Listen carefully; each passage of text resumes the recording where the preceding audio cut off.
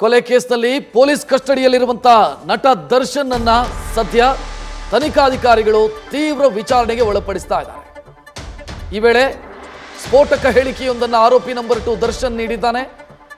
ರೇಣುಕಾಸ್ವಾಮಿಯನ್ನ ಕೊಲೆ ಮಾಡುವಂತ ಉದ್ದೇಶ ನನಗಿರಲಿಲ್ಲ, ನಾನು ಜಸ್ಟ್ ವಾರ್ನ್ ಮಾಡಿದ್ದೆ ಅಷ್ಟೇ ಅಂತ ನಟ ದರ್ಶನ್ ಹೇಳ್ಕೊಂಡಿದ್ರು.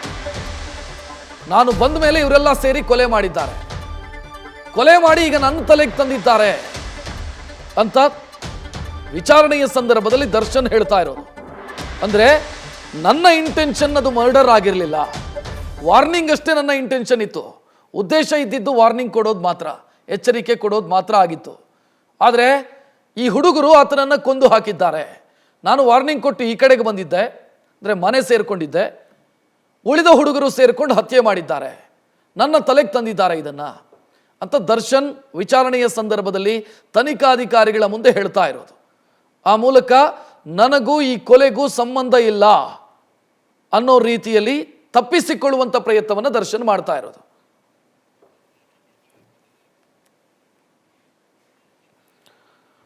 ಈ ಬಗ್ಗೆ ಹೆಚ್ಚಿನ ಡೀಟೇಲ್ ನೀಡೋದಕ್ಕೆ ನಮ್ಮ ಪ್ರತಿನಿಧಿ ಅಂಕಿತಾ ನೇರ ಸಂಪರ್ಕದಲ್ಲಿ.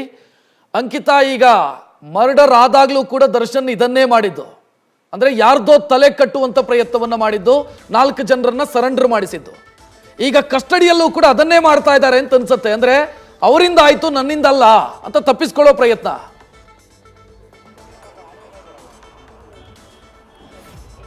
ರಕ್ಷಿತ್, ಖಂಡಿತವಾಗ್ಲೂ ರೇಣುಕಾಸ್ವಾಮಿ ಕೊಲೆ ಪ್ರಕರಣಕ್ಕೆ ಸಂಬಂಧಪಟ್ಟಂತೆ ಪೊಲೀಸ್ ಕಸ್ಟಡಿಯಲ್ಲಿರುವಂತಹ ಆರೋಪಿಗಳನ್ನ ಈಗಾಗಲೇ ತೀವ್ರ ವಿಚಾರಣೆ ಮಾಡ್ತಾ ಇದ್ದಾರೆ. ಪ್ರಕರಣದ A1 ಆರೋಪಿಯಾಗಿರುವಂತಹ ಪವಿತ್ರ ಗೌಡ ಜೊತೆಗೆ ಪ್ರಕರಣದ A2 ಆರೋಪಿಯಾಗಿರುವಂತಹ ದರ್ಶನ್ ಅನ್ನ ತೀವ್ರ ವಿಚಾರಣೆಗೆ ಒಳಪಡಿಸಿದ. ಆ ಸಂದರ್ಭದಲ್ಲಿ ಅಂದ್ರೆ ಕಳೆದ 4 ದಿನಗಳಿಂದ ಏನ್ ಪೊಲೀಸ್ ಕಸ್ಟಡಿಯಲ್ಲಿ ವಿಚಾರಣೆ ಎದುರಿಸ್ತಾ ಇರುವಂತಹ ದರ್ಶನ್ ಇವತ್ತು 5ನೇ ದಿನ.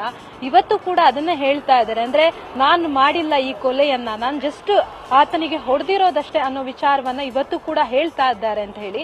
ಈ ಘಟನೆ ಹೇಗಾಯಿತು ಅನ್ನೋದು ಜೊತೆಗೆ ಬೇರೆ ಬೇರೆ ಆರೋಪಿಗಳ ಹೇಳಿಕೆ ಆಧಾರದ ಮೇಲೆ ದರ್ಶನ್ ಅವರನ್ನ ಎಂಕ್ವೈರಿ ಮಾಡುವಂತಹ ಸಂದರ್ಭದಲ್ಲಿ ಯಾವುದೇ ಕಾರಣಕ್ಕೂ ಅವರು ತಾನು ಕೊಲೆ ಮಾಡಿದ್ದೀನಿ ಅನ್ನೋದನ್ನ ಒಪ್ಕೊಳ್ತಾ ಇಲ್ಲ. ಅವ್ರು ಹೇಳ್ತಾ ಇರುವಂತದ್ದೇನು ಅಂತಂದ್ರೆ, ನಾನು ಈ ಕೊಲೆ ಮಾಡಿಲ್ಲ, ನಾನು ಜಸ್ಟ್ ಒಂದೆರಡು ಏಟು ಹೊಡೆದು ನಾನು ಆ ಶೆಡ್ ಇಂದ ಆಚೆ ಬಂದಿದ್ದೀನಿ, ಅದಾದ ಬಳಿಕ ಏನಾಯ್ತು ಅನ್ನೋದ್ರ ಬಗ್ಗೆ ಇದುವರೆಗೂ ಕೂಡ ನನ್ಗೆ ಗೊತ್ತಿಲ್ಲ ಅಂತ ಹೇಳಿ.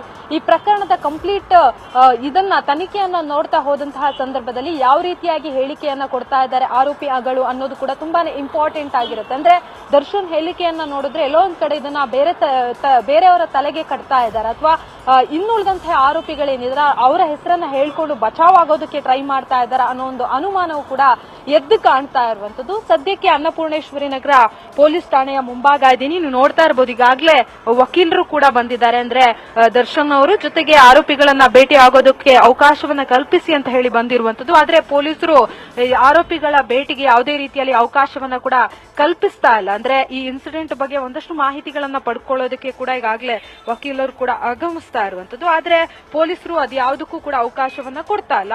ಆದ್ರೆ ಇನ್ವೆಸ್ಟಿಗೇಷನ್ ಮಾಡಿದಂತಹ ಸಂದರ್ಭದಲ್ಲಿ ದರ್ಶನ್ ಅವರು ಕೇವಲ ಒಂದೇ ಮಾತನ್ನ ಹೇಳ್ತಾ ಇರುವಂತದ್ದು, ನಾನು ಈ ಕೊಲೆ ಮಾಡಿಲ್ಲ ಸರ್, ನನ್ಗೇನು ಗೊತ್ತಿಲ್ಲ ಅನ್ನೋ ವಿಚಾರವನ್ನೇ ಇದುವರೆಗೂ ಕೂಡ ಹೇಳ್ತಾ ಇದ್ದಾರೆ. ರಕ್ಷತ್, ಅಂಕಿತಾ, ಈಗ ಆರೋಪಿ 108 ಹೇಳ್ತಾನೆ, ಅಂದ್ರೆ ನಾನು ಮಾಡಿಲ್ಲ, ನನ್ನಿಂದ ಆಗ್ಲಿಲ್ಲ, ನಾನು ಹೊಡೆದಿದ್ದಕ್ಕೆ ಆತ ಸತ್ತಿದ್ದಲ್ಲ, ಈ ರೀತಿ ಡಿಫೆನ್ಸ್ ತೆಗೆದುಕೊಳ್ಳಬಹುದು.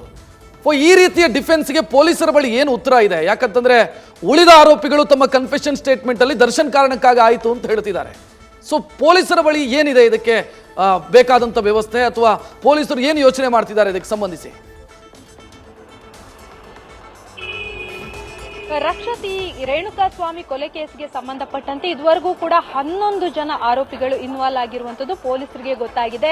ಅದರಲ್ಲಿ ಓರ್ವ ಆರೋಪಿ ಇನ್ನೂ ಕೂಡ ಸಿಗಬೇಕಾಗಿದೆ, ಆತ ರಾಜು ಅಂತ ಹೇಳಿ, ಆತ ಇನ್ನೂ ಕೂಡ ನಾಪತ್ತೆಯಾಗಿದ್ದಾನೆ. ಉಳಿದಂತೆ ಏನು ಆರೋಪಿಗಳಿದ್ದಾರೆ ಅವರ ಹೇಳಿಕೆಯ ಆಧಾರದ ಮೇಲೆ ಈಗಾಗಲೇ ಪೊಲೀಸರು ಕೂಡ ತನಿಖೆಯನ್ನ ಮಾಡ್ತಾ ಇರುವಂತದ್ದು.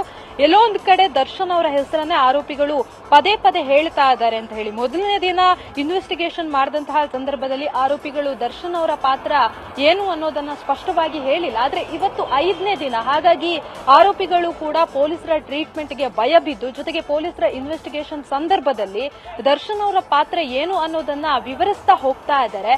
ಅದರಲ್ಲೂ ಕೂಡ ದರ್ಶನ್ಗಾಗಿ ಕೊಲೆ ಆಯ್ತು ಅನ್ನೋದನ್ನ ಕೂಡ ಸ್ಪಷ್ಟಪಡಿಸ್ತಾ ಇರುವಂತದ್ದು. ಆ ನಿಟ್ಟಿನಲ್ಲಿ ದರ್ಶನ್ ಅಂದ್ರೆ ಉಳಿದ ಆರೋಪಿಗಳ ಹೇಳಿಕೆಯನ್ನ ಆಧರಿಸಿ ದರ್ಶನ್ ಅನ್ನ ಎಂಕ್ವೈರಿ ಮಾಡುವಂತಹ ಕೆಲಸವನ್ನ ಮಾಡ್ತಾ ಇದ್ದಾರೆ. ಉಳಿದ ಆರೋಪಿಗಳು ಏನ್ ದರ್ಶನ್ ಅವರ ಹೆಸರನ್ನ ಹೇಳಿದಾರಲ್ಲ, ಸೊ ಅದಕ್ಕೆ ಸಂಬಂಧಪಟ್ಟಂತೆ ದರ್ಶನ್ ವಿರುದ್ಧದ ಎವಿಡೆನ್ಸ್ ಗಳನ್ನ ಕೂಡ ಸಂಗ್ರಹ ಮಾಡಿ ಆ ಎವಿಡೆನ್ಸ್ ಗಳನ್ನ ಮುಂದಿಟ್ಕೊಂಡು ಈಗಾಗಲೇ ಪೊಲೀಸರು ಕೂಡ ಪ್ರಶ್ನೆ ಮಾಡುವಂತಹ ಕೆಲಸವನ್ನ ಮಾಡ್ತಾ ಇದ್ದಾರೆ.